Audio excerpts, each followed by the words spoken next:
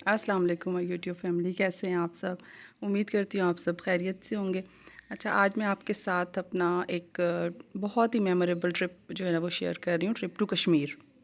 हम लोग जो है वो इरादा तो काफ़ी अरसे से बना रहे थे कि हमने जो है ना वो कश्मीर जाना है, लेकिन जो है बस प्रोग्राम ही नहीं बन पा रहा था। खैर अल्लाह करके तैयारी की और निकले। हम जब रास्ते में से गुज़र रहे थे तो हम लोग सोच रहे थे कि शायद कश्मीर जो है वो इस्लामाबाद से ज़्यादा दूर नहीं है, लेकिन मुज़फ़्फ़राबाद तो आ गया, क्योंकि ये जो आप ब्रिज देख रहे हैं कोहाला ब्रिज, जब तक ये ना आए तो ये तो एक निशानी है इसकी मुज़फ़्फ़राबाद की कि जी मुज़फ़्फ़राबाद आ गया। Muzaffarabad is the capital of Kashmir. तो हमने हम सोचा कि बस अब तो हम कश्मीर में एंटर हो गए, लेकिन जनाब हमें क्या पता था कि कश्मीर तो बहुत बड़ा है। आपको इसको विज़िट करने के लिए कम से कम आपके पास 1 हफ़्ते से लेकर 10 दिन तो ज़रूर होना चाहिए। खैर सफ़र शुरू हो गया, माशाल्लाह से बहुत मज़ा आ रहा था, जा रहे थे। अच्छा, एक जगह यहाँ पे हम ना ऐसी जगह पे रुके जहाँ पे आपको नज़र आ रहा होगा कि दरमियान से जो है वो नीलम रिवर गुज़र रहा है, और एक साइड पे इंडिया है और दूसरी साइड पे जो है वो पाकिस्तान का कश्मीर है। यानी कि वो कश्मीर जो इंडियन ऑक्यूपाइड कश्मीर है, आपको वहाँ पे उनका फ्लैग भी नज़र आ रहा होगा और लोग भी आते जाते साफ नज़र आ रहे हैं। तो मुझे बड़ी हैरानगी हुई कि देखें, सिर्फ एक रिवर है और 2 सरहदें हैं और दोनों कंट्रीज़ किस तरह सेपरेट हुए हैं। यहाँ पहुँच के सफ़र तय किया तो जनाब शाम भी हो चुकी थी, पूरा दिन सफ़र किया हुआ था। तो मेरे तो जो है वो सर में दर्द और माइग्रेन शुरू हो गया था। मैंने अपने हस्बैंड को कहा बस यहाँ पे रुकें,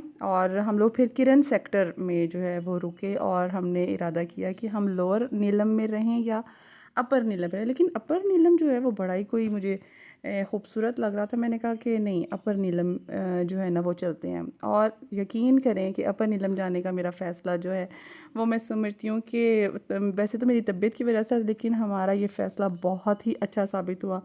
हम जिस होटल में रहे बड़ा ही अच्छा था, बहुत ही साफ़ सुथरा सा था। हम लोगों ने वहाँ पे स्टे किया और मैं अपना रूम विज़िट भी आपको करवाती हूँ। अच्छे एयरी स्पेस वाले रूम्स थे इनके। हमने एक बेडरूम और बच्चों के लिए साथ में एक जो है ये एक स्टूडियो टाइप था, लाइक वॉशरूम भी अंदर ही था। हम लोगों ने ये बुक करवाया, और मुझे इस होटल की सबसे अच्छी बात ये लगी कि इन लोगों का खाना बहुत अच्छा था। नीचे जो है वो सारे रेजिडेंशियल रूम्स थे और इनकी छत पे जो है ना उन्होंने खाने का प्रोग्राम बनाया हुआ था, जो कि बहुत ही मज़े का था। जब सुबह हुई तो असल खूबसूरती तो अब नज़र आएगी आप लोगों को। ये इनका लॉन है। और जब मैं लॉन पे बाहर निकली तो मैं अपनी आंखों पर यकीन नहीं कर पा रही थी कि जो लोग कहते हैं ना कि कश्मीर जन्नत का टुकड़ा है, तो ये वाकई जन्नत का टुकड़ा है। इतना हसीन, इतना खूबसूरत। और मतलब मैंने बहुत से काफ़ी नॉर्दर्न एरियाज़ विज़िट कर लिए हैं। हम लोगों का हर साल एक जगह का जो है वो प्लान होता है, लेकिन जितनी खूबसूरती, जितनी ग्रीनरी मैंने कश्मीर आके देखी है, आई कांट टेल यू यार। मतलब आप सोच नहीं सकते, इतना पीस, इतनी ट्रैंक्विलिटी और इतनी ग्रीनरी और इतना सुकून जो है ना वो यहाँ पे मिल रहा था। और आँखों को एक सूदनेस जो है ना वो फ़ील हो रही थी। और मेरा हाल चेक करें कि वैसे तो मैं थकी हारी कभी भी इतनी सुबह ना उठूँ, लेकिन इस सीन को मैंने देखने के लिए मैं सुबह 6 बजे उठ गई और मैंने मेरे हस्बैंड को कहा कि चलें ज़रा बाहर और व्यू चेक करें ज़रा। और वाकई जब हम बाहर निकले, हमने खैर उस दिन नाश्ता वाश्ता किया और हमने सोचा कि अब किधर का प्रोग्राम बनाया जाए। और क्योंकि हर जगह को विज़िट करने के लिए आपको एक पूरा दिन चाहिए। जाने को तो बहुत सी जगह थी जाने के लिए। खैर हमने जीप बुक करवाई और थोड़े बहुत मशवरे के बाद हमने जो है वो बाबून वैली जाने का इरादा किया।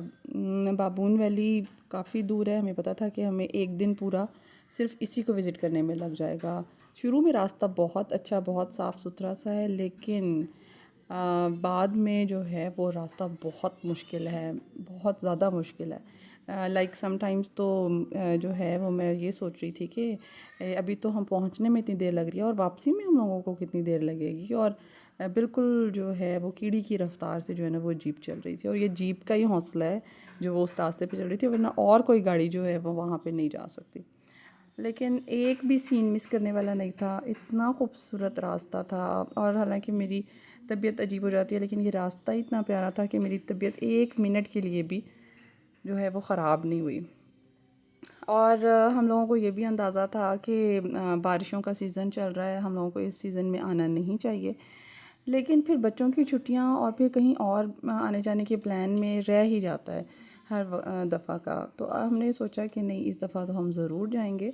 और यकीन करें, बेशक हम लोग थोड़े दिनों के लिए गए थे, पूरा विज़िट नहीं कर सके, लेकिन जब हम वहाँ पर पहुँचे तो I can't believe on my eyes. मतलब जो आप एक ख्वाब देख सकते हैं ना, ऐसे वाकई में ऐसा लग रहा था कि एक ख्वाब है। अभी भी मैं इसको देख रही हूँ तो मुझे ऐसा लग रहा है कि इतनी खूबसूरती, अल्लाह की कुदरत। और बादल ऐसे जो है वो हमारे सरों पे मंडला रहे थे, और बारिश होना शुरू हो गई यहाँ पे। और वही हुआ जिसका हमें ख़तरा था। हम लोग कह रहे थे कि बारिश ना हो, वरना बारिश में जो है ना वो रास्ते बहुत ज़्यादा स्लिपरी हो जाते हैं, और रास्ता भी बहुत ख़तरनाक है। ये देखें, दूर से जो है वो पानी ऐसे लग रहा होता है लेकिन बिल्कुल वाइट कलर का। यहाँ पे हम थोड़ी देर स्टे किया, और फिर जो है वो जीप वाला भी कहने लगा, और मेरे हस्बैंड ने भी ये डिसाइड किया कि रास्ता बहुत ख़तरनाक है और बारिश की वजह से स्लिपरी भी हो गया, तो मज़ीद अंधेरा करना जो है वो किसी ख़तरे से खाली नहीं है। वहाँ पे हमने तकरीबन 3 घंटे स्टे किया, और फिर हम जो है वो वापसी की तरफ रवाना हो गए। वापसी में भी जो है समटाइम्स कुछ जगह पर जो जीप है उसके टायर्स भी स्लिप कर रहे थे। मुझे तो बहुत ही ख़तरनाक लग रहा था ये सब, क्योंकि देखें अभी भी आपको रोड गीली नज़र आ रही होंगी, लेकिन जो है वो ब्रेथ टेकिंग व्यूज़ थे। कुछ मैंने कैप्चर किए और आपके साथ शेयर कर रही हूँ। वापसी के रास्ते पे हम लोगों ने एक जगह रुक कर चाय शाय पी, लेकिन हमारा जो एंड वाला स्टे वहीं पे था जहाँ पे हम पहली रात को रहे थे, क्योंकि एक जगह तसल्ली हो गई हमें कि रहाइश के लिए वो जगह बहुत अच्छी है, और उसके अलावा खाना वगैरह भी वहाँ का बहुत साफ़ सुथरा और बहुत हाइजीनिक। तो हम लोगों ने वापसी का सफ़र तय किया, और तकरीबन शाम मगरिब के वक्त हम जो है वो वापस अपने होटल अपर नीलम पहुंच गए। शुक्र अल्हम्दुलिल्लाह। कभी कभी किस जगह पर हम दुआएं भी पढ़ना शुरू हो जाते थे। अच्छा, ये आप देख सकते हैं कि जब हम वापस पहुँचे हैं तो ये एक जगह हम रुके थे, तो वहाँ पे इतनी तेज़ बारिश होना शुरू हो गई थी कि हमें समझ नहीं आ रहा था कि अब हम क्या करें ना। तो हमने अपना जो बाकी का आगे वाले जो मुश्किल रास्तों वाले ट्रिप्स हैं वो कैंसिल कर दिए, और ये कुंडल शाही जो है वो एक मुकाम है कश्मीर का, वहाँ का विज़िट किया। यहाँ पे एक धानी वाटरफॉल है, अगले दिन हमने वहाँ का विज़िट किया।